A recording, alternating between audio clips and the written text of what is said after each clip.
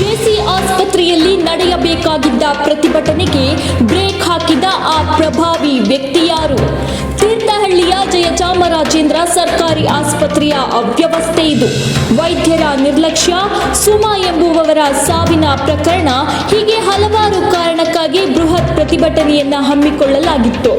ಆದರೆ ಪ್ರಭಾವಿ ವ್ಯಕ್ತಿಯೊಬ್ಬರು ರಾಜಕೀಯದ ಬೇಳೆ ಬೇಯಿಸಿಕೊಳ್ಳುವ ಹಾಗೂ ತಮ್ಮ ಘನತೆ ಗೌರವವನ್ನ ಕಾಪಾಡಿಕೊಳ್ಳುವ ಸಲುವಾಗಿ ಪ್ರತಿಭಟನಾಕಾರರನ್ನ ತಮ್ಮ ಕಪಿಮುಷ್ಟಿಯಲ್ಲಿ ಹಿಡಿದು ಯಾವುದೇ ಕಾರಣಕ್ಕೂ ಪ್ರತಿಭಟನೆ ನಡೆಸಬಾರದೆಂದು ತಿಳಿಸಿದ್ದಾರೆ ಎಂಬ ಮಾಹಿತಿ ಲಭ್ಯವಾಗಿದೆ.